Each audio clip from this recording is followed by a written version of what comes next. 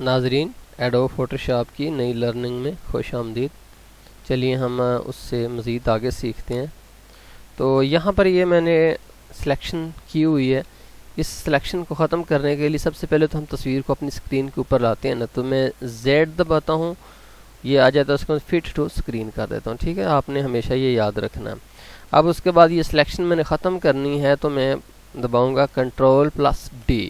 जो ही मैं Ctrl+D दबाऊंगा तो ये डिसलेक्ट हो जाएगा। ठीक है जी, अब मैं Ctrl+Alt दबाकर इस कीबोर्ड के पास जाता हूं, क्योंकि अब ये कीबोर्ड भी हमने इस तरह अपनी दूसरी लेयर के ऊपर ट्रांसफ़र करना है। तो देखिए, मैंने पहले आपको लेसो टूल का इस्तेमाल करते हुए ये जो माउस है उस तरफ उठाया था, तो इसमें मुझे बहुत प्रॉब्लम हुआ, ये इतनी सिलेक्शन अच्छी नहीं थी, तो मुझे ये टूल पसंद नहीं आया। अब हम उससे बेहतर देखते हैं कोई टूल। तो उसके बाद है एक टूल पॉलीगोनल लेसो टूल। अगर आप इस टूल पर गौर करें तो यहाँ पर मैं क्लिक करता हूँ तो उसके बाद देखिए ये लाइन इसके साथ ही घूमती है। फिर मैं आगे जहाँ पर क्लिक करता हूँ वहाँ ही अपना नेक्स्ट पॉइंट बना लेता है। ठीक है जी, ये देखिए जहाँ जहाँ मैं क्लिक करता जा रहा हूँ ये अपना पॉइंट बनाता जा रहा है। अगर फ़र्ज़ कर लीजिए कि मैं फिर यहाँ पर इसने पॉइंट बनाने, मैंने बैक स्पेस दबाया तो वो पॉइंट ख़त्म करता जा रहा है। ठीक है जी, आप जहाँ पर भी अगर आपसे सिलेक्शन गलत हो जाए तो फिर आप बैक स्पेस दबाकर उस सिलेक्शन को ख़त्म भी कर लेते हैं। लेकिन जहाँ पर भी हो, फ़र्ज़ कर ले कि यहाँ पर मैं हूँ, अब यहाँ पर मैं डबल क्लिक करता हूँ तो वो उस पॉइंट से अपने पहले पॉइंट को जाकर मिल जाएगा। ठीक है जी, जो ही आप डबल क्लिक करोगे तो वो अपने पहले पॉइंट से जाकर मिल जाएगा। अब फिर मैं Ctrl+D से इसको डिससेलेक्ट करता हूँ। अब ये कीबोर्ड मैंने इस तरफ लेकर जाना है तो मैं यहाँ पर क्लिक करता हूँ और अगला पॉइंट मैं जहाँ पर जाता हूँ यहाँ पर, तो मेरा अगला पॉइंट ये इसने रख लिया। अब मैं इस कॉर्नर के साथ साथ जाता हूँ।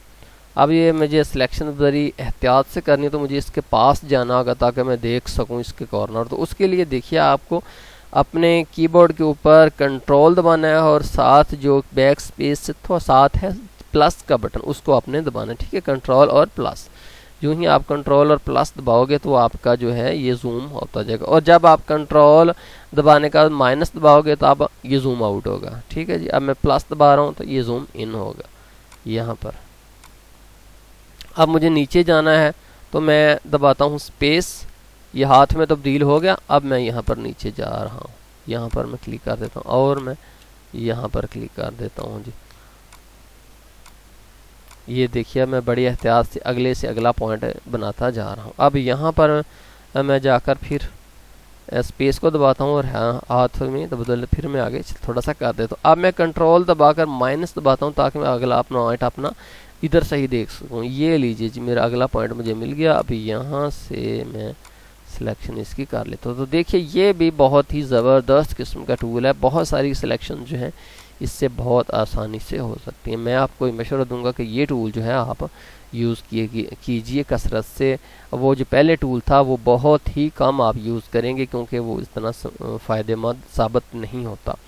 अब मैं इसको Ctrl+C दबाता हूँ और फिर दूसरी लेयर के ऊपर जाकर यहाँ पर Ctrl+V दबा देता हूँ। ठीक है जी, अब मैं सिर्फ V दबाता हूँ तो अब ये मूव टूल में बदल गया। अब इसको उठाकर मैं यहाँ पर रख देता हूँ, इसको मैं इधर कर देता हूँ, इसको भी मैं यहाँ पर साथ कर देता हूँ। अब दोबारा आइए जी अपनी लेयर के ऊपर। अब इसको ख़त्म करने के लिए मैं फिर Ctrl+D दबाता हूँ तो ये डिससेलेक्ट हो गया। उससे अगली आइटम जो है फिर मैं स्पेस दबाकर उस पर आता हूँ।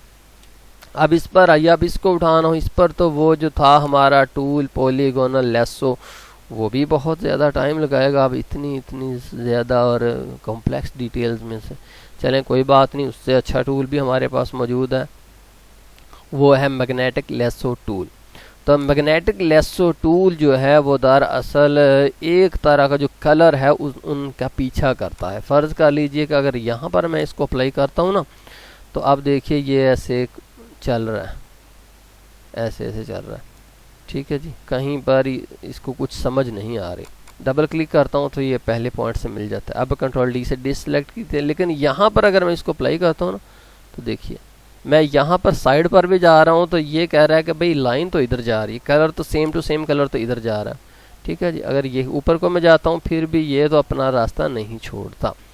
अब ये जो है ये भी आपको ऐसे है कि अगर कहीं पर ये थोड़ा सा ये भी कभी कभी हो जाता है, अगर इस तरह से हो जाए तो फिर आप इसको भी बैक स्पेस से इसको ख़त्म कर सकते हो। ठीक है जी, कंट्रोल डी दबाए। अब इस पर आ जाइए, इस हेडफोन के ऊपर, इसको हमने यहाँ से लेना है, तो यहाँ से हम इसकी सिलेक्शन शुरू करते हैं। देखिए जी, अब मैं कंट्रोल दबा के प्लस दबाता हूँ ताकि मैं इसके पास पहुँच जाऊँगा जी। यहाँ पर आप मैनुअली अगर क्लिक कर देंगे तो फिर भी वहीं पर वो एक पॉइंट जो है अपना ले लेगा। देखिए मैंने यहाँ पर मैनुअली क्लिक किया, उसने अपना पॉइंट जो था यहाँ पर बना लिया। ठीक है जी। अब यहाँ पर मैं साथ साथ अगर ये यहाँ पर गड़बड़ कर जाए तो कोई बात नहीं, बैक स्पेस से आपने इसकी गड़बड़ को दुरुस्त कर लेना है। मैनुअली क्लिक करते जाना, जहाँ पर थोड़ी सी कॉम्प्लेक्स डिटेल्स आ जाएं वहाँ पर आपने मैनुअली क्लिक करके इसको रास्ता इसका दे देना है। ठीक है जी। यहाँ पर ये अपना रास्ता जानता है, मैं सिर्फ जा रहा हूँ, थोड़ा सा ऊपर नीचे भी हो रहा हूँ, लेकिन वो अपना रास्ता जो है बखूबी ढूंढ रहा है। ये मैग्नेटिक जो टूल है, जब कुछ तस्वीरें इस तरह की होती है वहाँ पर कलर्स जो है एक जैसे ही होते हैं। जैसे बैकग्राउंड बहुत ज़्यादा ब्लर है तो आगे जो तस्वीर है उसको कैप्चर करना जो है, सिलेक्ट करना काफ़ी आसान हो जाता है इस टूल से।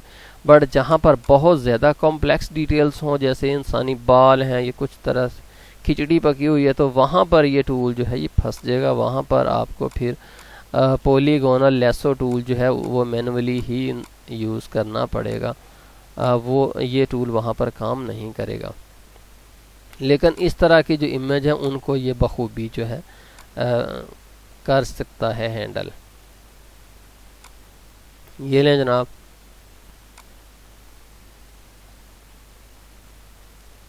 अब यहाँ से फिर मैं स्पीड बना रहा हूँ।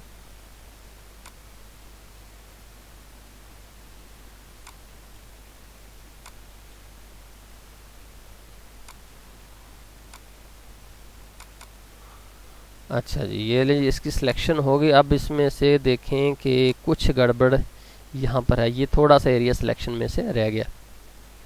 तो ऐसे है कि मैंने आपको बोला था कि यहाँ पर एक ऑप्शन ऐड टू सिलेक्शन और सब्ट्रैक्ट फ्रॉम सिलेक्शन हमेशा रहेगी। जब भी आप ये टूल एक्टिवेट करोगे तो ये ऑप्शन आपका पीछा नहीं छोड़ेगी। अब मैं ऐड टू सिलेक्शन कुछ करना चाहता हूँ, यहाँ ऐड टू सिलेक्शन मैंने किया। अब जब भी मैं यहाँ में जो कुछ भी करूँगा वो इस सिलेक्शन में ऐड ही होगा। तो मैग्नेटिक टूल मुझे सूट नहीं कर रहा, फिर मैं पॉलीगोनल लेसो टूल के ज़रिए इसमें से कुछ मज़ीद सिलेक्शन इसके अंदर डालता हूँ, डिटेल्स। ये लें जी, सॉरी ये सब्ट्रैक्ट फ्रॉम सिलेक्शन हो चुका था, मैं ऐड फ्रॉम सिलेक्शन करता हूँ, कोई बात नहीं। सब्ट्रैक्ट हो गया तो फिर भी कोई बात नहीं, दोबारा ऐड कर लेते हैं। ये नहीं, ऐड हो गया ना जी। अब यहाँ पर आ जाएं तो यहाँ पर ये एरिया इसमें से निकालना है, ये गलती से। यहाँ पर अगले ऑप्शन पर जाएं तो ये है सब्ट्रैक्ट फ्रॉम सिलेक्शन। ठीक है जी। अब ये चीज़ इसमें से निकल जाएगी।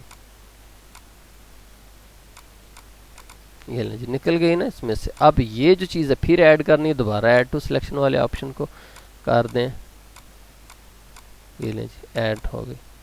ठीक है। एक नाज़रीन आपको मैं शॉर्ट की बताता चलूँ कि अगर आपने कोई चीज़ उसमें से रिमूव करनी है तो आप आल्ट दबा दोगे। ठीक है जी। आप माउस के ऊपर क्लिक करिए, इसके साथ पॉजिटिव का एक छोटा सा निशान है, अगर मैं दबाता हूँ आल्ट तो तब ये नेगेटिव में बदल। अब इसका मतलब ये भी सिलेक्शन में से निकालने के लिए है। ठीक है। कोई और डिटेल हम इसमें से निकालते हैं। फ़र्ज़ कर लीजिए कि हमने यहाँ से ये थोड़ा सा एरिया निकालना है, तो फिर जितना एरिया मैं सिलेक्ट करता हूँ वो देखिए उसमें से निकल गया। ठीक है जी। अब फिर ऐड टू सिलेक्शन के ज़रिए इस एरिया को मैं दोबारा इसके अंदर ऐड कर देता हूँ। चलें जी। अब नाज़रीन इसको हमने करना है दोबारा फिर कंट्रोल सी से कॉपी और उस अगली लेयर के ऊपर हमने कर देना है पेस्ट। अब इसमें आप फिर देखिए कि इतनी अच्छी इसकी स्मूथ आ नहीं रहा। फिर मैं दोबारा जाकर यहाँ पर मैं कंट्रोल जी दबाकर इसको ख़त्म कर देता हूँ,